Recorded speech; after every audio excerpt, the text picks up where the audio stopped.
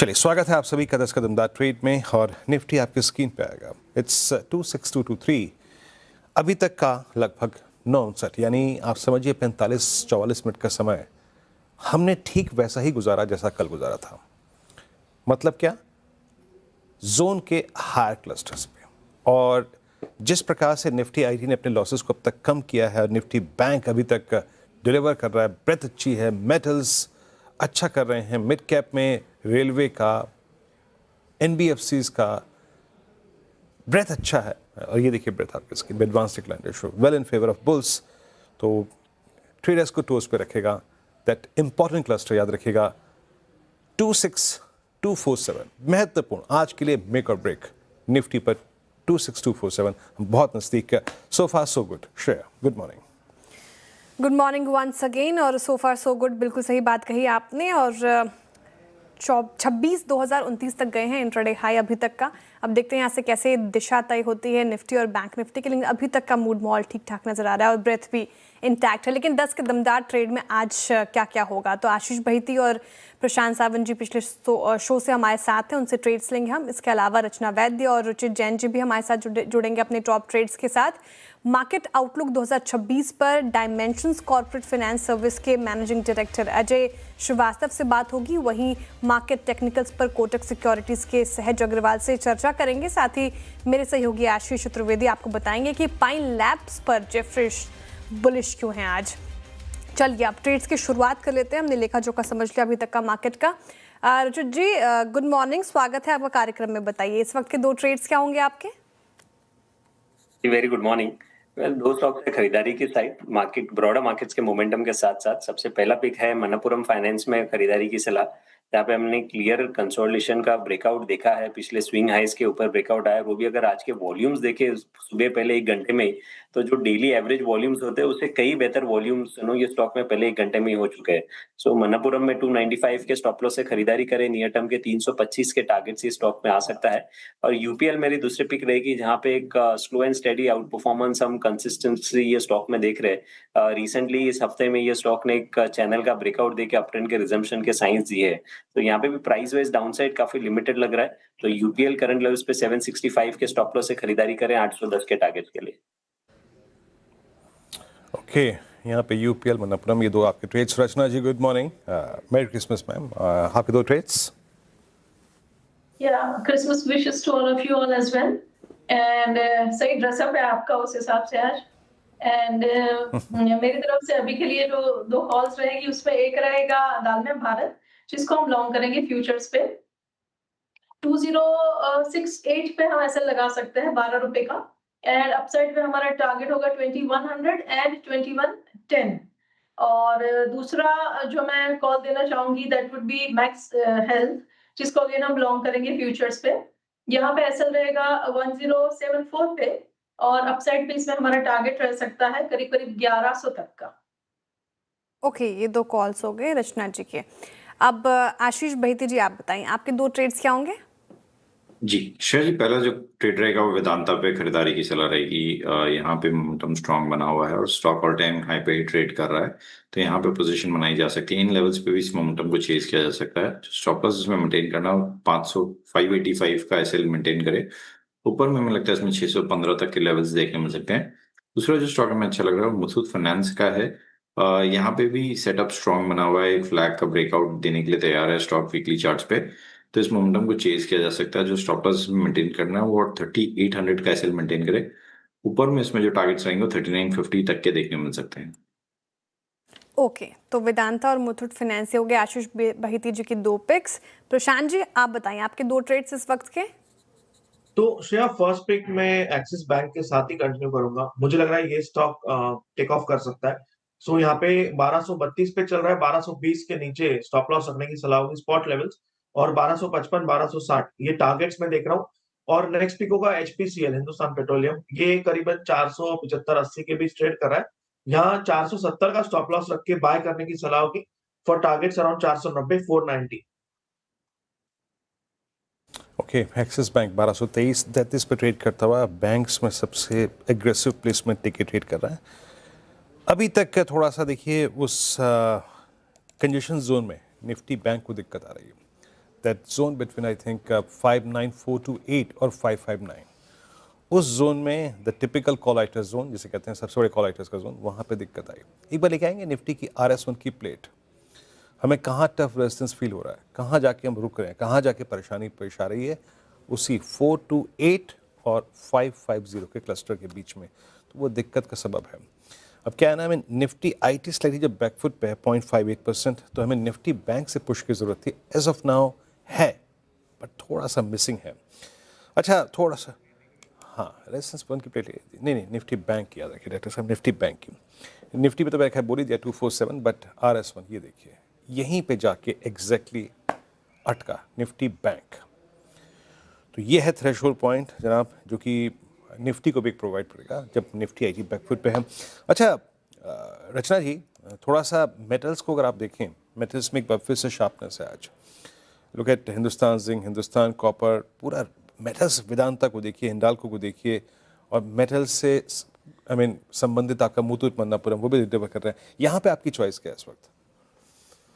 जी यहाँ पे मेटल्स में थोड़ी आज पुल बैक तो आई है, and Jindal steel, Tata steel, इनमें भी अभी तो एक पुल बैक चल रही है।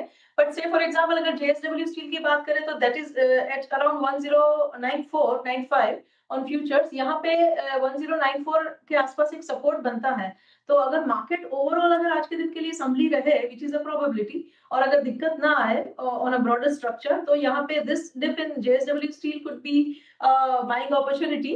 एंड इवन हिंद कॉपर वगैरह की जो आप बात कर रहे हैं उसमें ऑलरेडी ट्रेंड अच्छा बना हुआ है। तो यहाँ पे 421 जब तक फ्यूचर्स पे होल्ड करें, 21-22 ऑल्सो, तो यहाँ पे भी चांसेस है कि अपसाइड पे एक और स्विंग मिल सकता है 4 to 3 रुपीज का।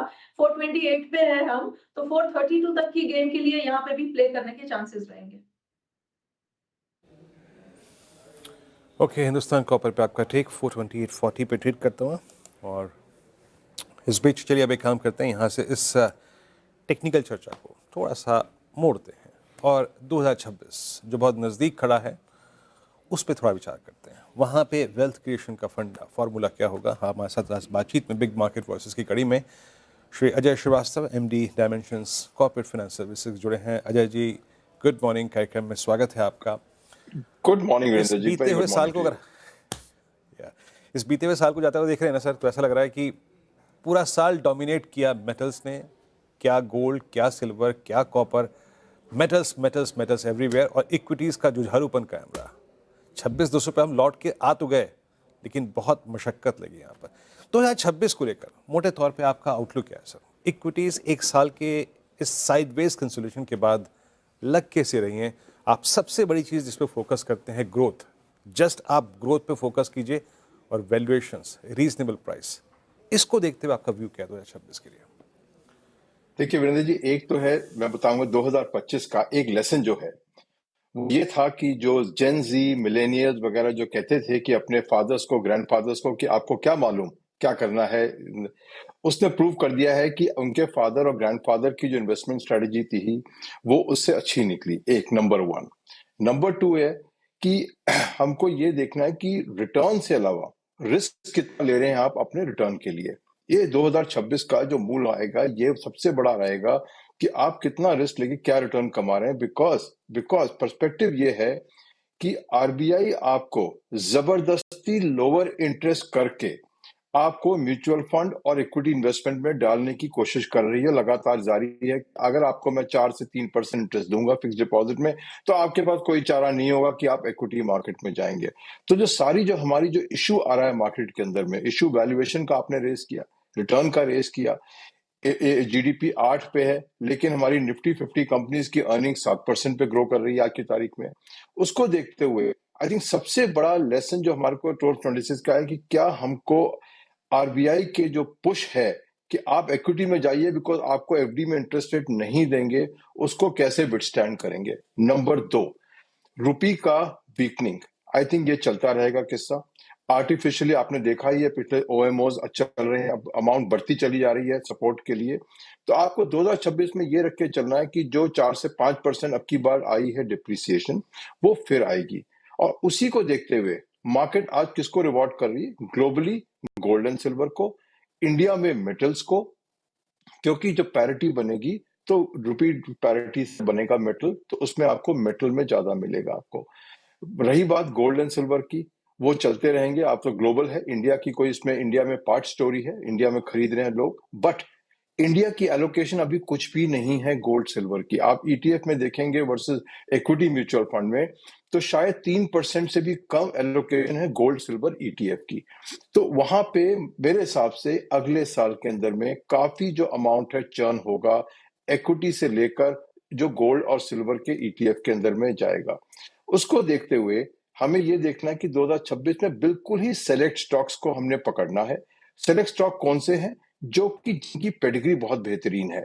आप चाहे फाइनेंशियल सर्विसेज कंपनी ले लीजिए, चाहे मेटल कंपनी ले लीजिए, चाहे कोई भी इंडस्ट्री ले लीजिए, पेडिग्री को देखते हुए टॉप क्लास कंपनीज में आप इन्वेस्ट करेंगे, शायद आपको रिटर्न आएगी। बट एक सबसे बड़ा लेसन आपका ये है, 1/3 1/3 1/3।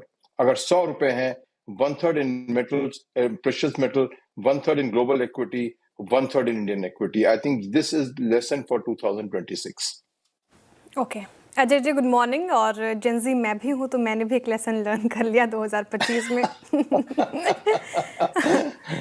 खैर सर, आपने बहुत ही ब्यूटीफुली एक्सप्लेन कर दिया कि पोर्टफोलियो कैसे 2026 का मेंटेन करना है, ग्लोबल इक्विटीज़ और कमोडिटीज़ को भी जगह देनी है। लेकिन सर, आपने पहले जवाब में कहा कि कुछ अच्छी कंपनीज़ को भी सिलेक्ट करना है, चाहे वो कोई भी स्पेस से हो, मेटल्स हो या एनबीएफसीज हो।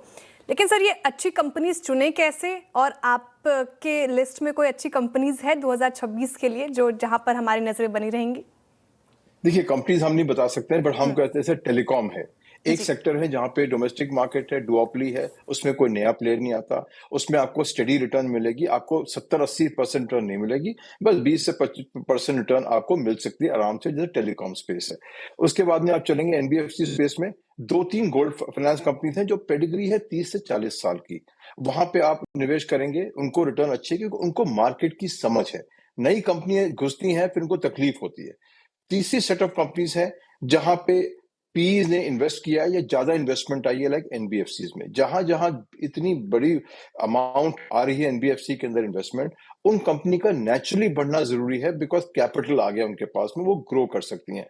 इस एरा के अंदर में छोटी एनबीएफसी, छोटी गोल्ड लोन कंपनीज, छोटी कंपनीज में इन्वेस्ट करना हाईली रिस्की है। जिसके पास कैपिटल है वो इस वॉर को जीतेगा। तो आप टेलीकॉम ले लीजिए, हॉस्पिटल सेक्टर को ले लीजिए, गोल्ड लोन एनबीएफसी को ले लीजिए, ऑटोमोटिव एनबीएफसी बड़ी बेहतरीन पेडिग्री कंपनी है, नाम ले पाऊंगा पर आप समझ जाएंगे, 40-50 साल से लगातार ग्रो करती जा रही है ना। वहां पे निवेश डालेंगे, पैसा है, क्रेडिबिलिटी है, पार्टनर। आपको बहुत इसमें रिस्क क्यों मैंने बोला कि आपने देखा होगा कि जितनी भी नई कंपनी आईपीओ में आई हैं, उनमें सब इन्वेस्टर्स आज की तारीख में बेचने के लिए खड़े हैं। तो आपको ये देखना है कि जहां पे लिक्विड वैल्यूएशन सबसे कम हो, वहां आपका निवेश हो। जहां सभी बेचने के लिए खड़े हैं, वहां पे आपका रिटर्न बहुत मुश्किल होना आने के लिए, और वहां पे शॉर्टकट्स भी होंगे, रॉन्ग डिस्क्लोजर्स भी होंगे, बहुत सारी चीजें होंगी। तो मैं ये कहूंगा, जहां जहां स्टेबिलिटी है कैपिटल स्ट्रक्चर की, आप 2026 में वहां इन्वेस्ट करिए। जहां जहां आप देख रहे हैं कि लगातार प्रेशर आ रहा है ब्लॉक डील्स का, वहां से निकल लीजिए। चाहे कंपनी जो मर्जी आपको अनाउंस करती रहे। एक कंपनी थी जिसने अनाउंस किया था कि हम 25% ग्रो करेंगे, बड़ी बेहतरीन कंपनी, इंडिया की लार्जेस्ट ग्रुप से थी, रिटेल कंपनी, और अगले क्वार्टर में उसने डीग्रो दिखा दिया। तो आपको ये देखना है कि भैया, नंबर 4, हाई पी कंपनीज को बिल्कुल भूल जाइए। 70-80 पीस को अब शॉर्ट कर दीजिए, बल्कि लॉन्ग तो भूल ही जाइए। ये है मौसम जहां पे वैल्यूएशन की बात हो रही थी, 70 की पी पे रिटेल कंपनी। आप बताइए, हम एआई कंपनी नहीं खरीदते हैं 70 पे यूएस में, हम इंडिया में रिटेल परचून की दुकान खरीदेंगे 70 पी पे। तो ये अपने अच्छी कंपनी का नेगेटिव भी होता है। हाई पी लो ग्रोथ को बिल्कुल पोर्टफोलियो से निकाल दीजिए।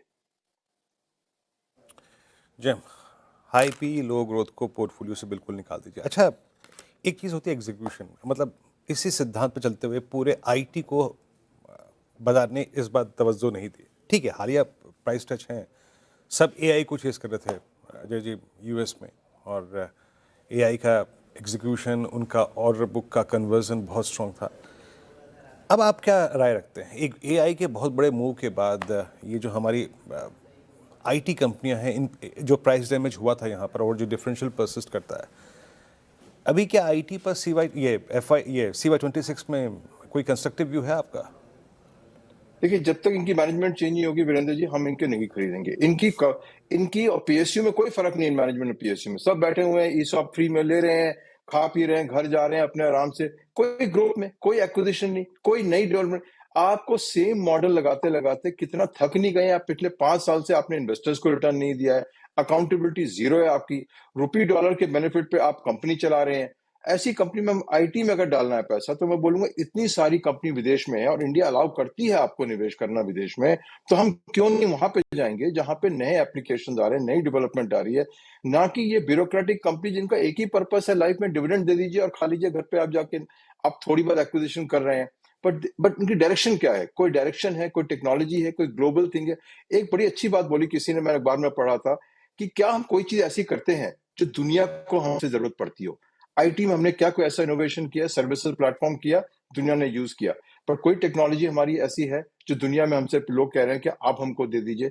ये हमारी आईटी कंपनीज ने गवर्नमेंट का फायदा उठाया, टैक्स ब्रेक जो मिली है 15 साल का फायदा उठाया, लैंड फ्री में मिली फायदा उठाया, और इंडिया को ऐसे माहौल पे छोड़ दिया है कि इंडिया एआई के नाम पे आता ही नहीं है कहीं ग्लोबल रैंकिंग में।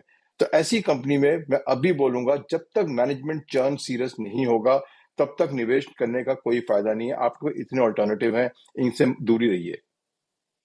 ओके, आईटी से भी फिलहाल दूर रहना है। लेकिन अजय जी, एक बड़ा तबका है भारत में जो क्विक कॉमर्स पर डिपेंडेंट है, तो 2026 के लिहाज से क्या हम पोर्टफोलियो में जगह दें क्विक कॉमर्स स्पेस को, और इटर्नल जैसे कि स्विगी की बात करते हैं, या फिर इसको थोड़ा और बड़ा कर दो सवाल को, न्यू एज स्टॉक्स पर व्यू क्या है सर आपका?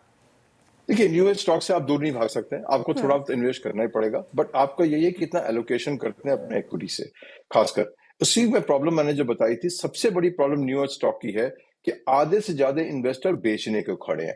तो हर प्राइस इंक्रीज के ऊपर में आप देखेंगे इन्वेस्टर आएगा बेचने के लिए, तो लिक्विडिटी और सप्लाई लगातार उसमें आ रही है, और हमारे Indian mutual fund absurd valuation पे खरीदे जा रहे हैं। तो अजीब सा माहौल है कि जिसकी कोई वैल्यू नहीं है, उसको हमारा म्यूचुअल फंड हमारा पैसा लेके विदेशी को निकाल के उसको प्रॉफिट देके उसमें इन्वेस्ट कर रहा है, इस माहौल के अंदर में आके। तो इसको वनस्पत देखते हुए इमोशनली आप इन चीजों को कंज्यूम करते हैं तो आप उनको लेते हैं, बट वैल्यूएशन देख लीजिए, कैश फ्लो देख लीजिए, इन्वेस्टर एपेटाइट देख लीजिए, वो रूल यही कहेगा कि इनसे रिटर्न कमाना आप लकी हो सकते हैं, बट आपकी इंटेंशनल बहुत मुश्किल है। तो मैं ये कहूंगा, एलोकेशन रखिए, थोड़ी रखिए जितनी आपकी हिम्मत है आपकी इस रिस्क की, बट इतनी ज्यादा मत कर दीजिए, बिकॉज आपका पैसा आपका उनका जो ओरिजिनल इन्वेस्टर है वो लेके जाएगा। इनमें सप्लाई इतनी आने वाली है, या तो सप्लाई आएगी या फ्रेश कैश रेज होगा। आपने देख ही लिया, अभी एक बड़ी कंपनी ने कैश रेज किया है। क्यों कैश रेज किया? भैया उसने आज तक प्रॉफिट नहीं कमाया। अगर किसी ने प्रॉफिट ही नहीं कमाया, लगातार उसको कैश बर्न करना है, उसमें निवेश करने में शेयर प्राइस कहीं भी जा सकती हो, बट बुद्धि क्या कहेगी कि ऐसी कंपनी जिसने आज तक रुपए नहीं कमाया और आज भी रुपए बर्न कर रही हो, उसमें हम निवेश करने जा रहे हो, क्या कहेगी बुद्धि आपकी? वॉरेन बफेट सुनेंगे तो हंसेंगे शायद कि ऐसा भी पैसा फ्री में लोगों के पास है जो बांट रहे हैं।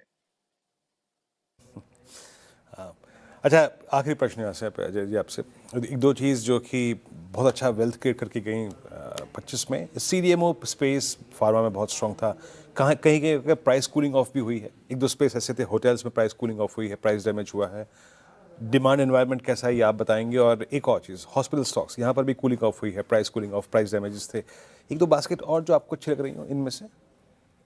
देखिए, हॉस्पिटल स्पेस में बिल्कुल आपने सही कहा वीरेंद्र जी, बिल्कुल वही लेसन है, पी का लेसन है। हाई पीज पे आ गए थे स्टॉक और वो अब कंसोलिडेट होकर करेक्ट हो रहे हैं। उनमें मार्केट प्रॉब्लम नहीं है, उसकी वैल्यूएशन प्रॉब्लम थी, और आपने बिल्कुल सही आंका कि उसमें कंसोलिडेशन फेज चल रहा था, लगातार चल रहा है। अभी भी पी सस्ती नहीं है किसी भी हॉस्पिटल स्टॉक की, पर आपको एक चीज जरूर है कि ये एसेट फिर से क्रिएट करना बड़ा मुश्किल होता है, ये कैपेसिटी क्रिएट करना बहुत ही मुश्किल होता है। इसलिए हमने निवेश किया हुआ है हॉस्पिटल में, करेक्शन पे बिल्कुल और निवेश किया भी हमने उसके ऊपर में, और वो सेक्टर हमको बहुत अच्छा लगता है, बिकॉज लॉन्ग टर्म जो इंडिया की प्राइवेट हेल्थ है वही रहेगी। इंडिया की गवर्नमेंट का आपने एलोकेशन देखा है काफी कम हो चुका है, तो उस सेक्टर में डिमांड सप्लाई की, और सप्लाई आती नहीं है आसानी से। आपने बंबई में अस्पताल नहीं बना सकते हैं रातों रात उसके अंदर में। तो इसलिए हॉस्पिटल सेक्टर को वैल्यूएशन देखते हुए स्लोली एक्यूमुलेट करिए, बट एक्यूमुलेट जरूर करिए ना। बड़ी सीडीएमओ स्पेस की, सीडीएमओ स्पेस बेहतरीन स्पेस है, इंडिया की बड़ी एडवांटेज है, ग्लोबल एडवांटेज है इंडिया की। उसके ऊपर में यूएस के टैरिफ का एक रिस्क है, बट तब भी हम इंडिया में इतना ज्यादा रिस्क नहीं जितना हम समझते हैं। बट उसमें एक ही प्रॉब्लम है सीडीएमओ के अंदर में कि कंपनीज में वॉलेटिलिटी है, तो आपको बहुत ही रिसर्च करनी पड़ेगी कौन सी कंपनी कब करेगी। तीसरी बात, पेशेंस। सीडीएमओ में जो कैपेसिटी क्रिएट होती है, तो रिटर्न आने में कम से कम 5 से 7 साल लगते हैं। आपने कई देखे होंगे एग्जाम्पल कि कैपेक्स किया, 2 साल बहुत बुरी परफॉर्मेंस रही और फिर परफॉर्मेंस आएगी। तो सीडीएमओ का निवेश करिए, रुपी डॉलर का बहुत बेनिफिट है। डिमांड में भी कोई इशू नहीं आ रहा मार्केट के अंदर में, इंडिया में बहुत डिमांड आ रही है, चाहे सीडीएमओ केमिकल का ले लीजिए, चाहे बायोलॉजिक्स का ले लीजिए, सीडीएमओ जो अभी चल रहा है। बट पेशेंस रखिएगा अगर लार्ज कैपेक्स हो रहा है कंपनी के अंदर में, कि उस कंपनी को टाइम लगेगा रिटर्न करने के लिए। चौथी बात ये रही सीडीएमओ के अंदर ख्याल रखना आपको कि रिसर्च इसलिए करनी है कि डिमांड में क्या हो रहा है, बिकॉज 2-4 कस्टमर अगर उनके टूट गए तो सीडीएमओ के अंदर में बहुत पनिशिंग होती है, और एग्रोकेमिकल सीडीएमओ में खासकर बहुत जबरदस्त पनिशमेंट होती है अगर एक भी कस्टमर आपका उलट गया। तो ये इन्वेस्टमेंट वो है, अनलाइक टेलीकॉम, जो रिसर्च करनी पड़ेगी, फॉलोअप करनी पड़ेगी, आपको मेहनत करनी पड़ेगी इसके साथ में। बेहतरीन इन्वेस्टमेंट है बट मेहनत लेगी। टेलीकॉम इन्वेस्टमेंट बेहतरीन इन्वेस्टमेंट है लेकिन मेहनत नहीं लेगी आपकी। हॉस्पिटल सेक्टर मेहनत नहीं लेगी आपकी। तो उसको देखते हुए आप देखिए कितना एपेटाइट है आपके पास में। सेक्टर ठीक है बट रिसर्च की जरूरत है इसमें बिफोर निवेश करने से। बिल्कुल अजय जी, बहुत बहुत शुक्रिया, इतनी अच्छी तरीके Thank से you. आपने सभी सवालों के जवाब दिए सर। और सीएनबीसी आवाज के तरफ से आपको नववर्ष की हार्दिक शुभकामनाएं। आपका आने वाला साल बहुत ही बेहतरीन जाए। आप सबको भी गोल्ड सिल्वर की शुभकामनाएं। Gold silver and platinum to sir, copper plus. Okay. Thank you so much sir, thank you very much. चलिए अब आगे बढ़ते हैं और एक स्टॉक लेकर आइए स्क्रीन पर। पाइन लैब्स अच्छी तेजी के साथ कर रहा है कारोबार, हाईली लिस्टेड स्टॉक है, लेकिन 5% की तेजी आखिर है क्यों, ये समझ लेते हैं आशीष चतुर्वेदी से। आशीष, गुड मॉर्निंग, बताइए पाइन लैब्स में अच्छी तेजी, कोई रिपोर्ट आई है क्या? बिल्कुल, गुड मॉर्निंग श्रेया। और लगातार इस हफ्ते अगर आप देखें तो शायद ये दूसरी रिपोर्ट है जहां पर अच्छी कमेंट्री पाइन लैब्स पर देखने को मिली, और इसी रिपोर्ट के बाद स्टॉक में काफ़ी बड़ी एक्शन नजर आया। अब जेफरीज की तरफ से कवरेज की शुरुआत की गई है, 300 रुपये का टारगेट दिया है, यानी इस भाव से देखें तो ऑलमोस्ट आपको 20% की जो अपसाइड है ये नजर आएगी। ये कह रहे हैं कि डिजिटल पेमेंट्स स्टोर्स में हो या फिर अगर आप प्रीपेड कार्ड्स की बात करें, इनकी लीडरशिप लगातार बरकरार देखने को मिल रही है। इनकी मोट है टेक्नोलॉजिकल प्लेटफॉर्म और जो ब्रांड्स के साथ इनके कोलैबोरेशन है, ये इनकी बहुत ही स्ट्रॉन्ग मोट है जिसे कोई दूसरा तोड़ नहीं पाएगा। साथ में आप देखें तो ये बता रहे कि FY28 तक तकरीबन 23% रेवेन्यू CAGR ग्रोथ यहाँ पर आपको देखने को मिलेगी, और एडजस्टेड बेसिस पर जो एबिटा मार्जिन्स है ये ऑपरेटिंग एफिशिएंसी के चलते जो फिलहाल के लिए 15% है, इनका फोरकास्ट ये है कि FY28 तक ये 15% के एबिटा मार्जिन्स बढ़कर 27% हो सकते हैं, और साथ में ग्रोथ काफ़ी बढ़िया है, मार्जिन्स में एक्सपांशन है, लेकिन कंफर्ट है वैल्यूएशन का। ये बता रहे कि अगर आप पीयर्स के मुकाबले देखें तो स्टॉक अभी भी डिस्काउंट पर चल रहा है, इसके लिए सिग्निफिकेंट री रेटिंग देखने को मिल सकती है। इनिशिएटिंग कवरेज रिपोर्ट है, इसी के चलते बड़ा एक्शन, स्टॉक फिलहाल 4% ऊपर। 4% ऊपर पाइन लैब। शुक्रिया आशीष जानकारी साझा करने के लिए, अच्छे मूव्स इसमें। चलिए अब आगे बढ़ रहे हैं और कोटक सिक्योरिटीज के सहज अग्रवाल जी हमारे साथ जुड़ रहे हैं शो में। सहज जी, गुड मॉर्निंग, स्वागत है आपका कार्यक्रम में। और मार्केट्स की बात करें तो ठीक ठाक परफॉर्मेंस फिलहाल तो देखने को मिल रही है, निफ्टी, बैंक निफ्टी में, ब्रॉडर मार्केट्स में भी अच्छी बाइंग है। कैसा लग रहा है मार्केट्स इन लेवल पर? जी गुड मॉर्निंग श्रेया जी और दर्शकों को नमस्कार। आई थिंक बहुत ही बेहतरीन समय पे हमारा इंटरेक्शन हो रहा है, जहाँ पे निफ्टी ऑल टाइम हाई के पास ट्रेड कर रहा है। और इनफैक्ट अच्छी बात यह है कि ऑप्शंस के डेटा के बेसिस पे हमें लग रहा है कि 26,100 का बहुत ही बेहतरीन मार्केट ने सपोर्ट बनाया, जिसको लेके मार्केट एक पॉजिटिव चाल चलने की पूरी क्षमता रखता है अभी। और फिलहाल के लिए ग्लोबल सेटअप, डोमेस्टिक में भी कोई एज सच न्यूज का कोई कंसर्न लग नहीं रहा है। तो मेरी ये राय रहेगी कि 26,100 जब तक नहीं टूटता है शॉर्ट टर्म बेसिस पे अगले एक हफ्ते के लिए, तब तक लॉन्ग पोजीशन मेंटेन कीजिए। और इनिशियली तो ऑब्वियसली हम ऑल टाइम हाई का पहले टारगेट करेंगे 26,350 के आसपास, उसके बाद में भी 26,500 को भी हम कॉन्कर कर सकते हैं। मोमेंटम है। और साथ ही साथ में यदि बैंक निफ्टी की भी बात करें तो उसने अपने एक जो रेजिस्टेंस सप्लाई लाइन का ब्रेकआउट दिया है वो भी बहुत ही बेहतरीन सेटअप है। तो 59,100 के सपोर्ट के साथ लॉन्ग ट्रेड करना है 60,000 तक के टारगेट के लिए, जो इसका प्रीवियस हाई था। तो overall broader market, Nifty, bank Nifty काफी पॉजिटिवली प्लेस्ड है। और मेन बात यह है कि सपोर्ट डिफाइनेबल है, इसके लिए यहाँ पे रिस्क लेके ट्रेड करना का एनवायरनमेंट बहुत ही अच्छा लग रहा है फिलहाल के लिए।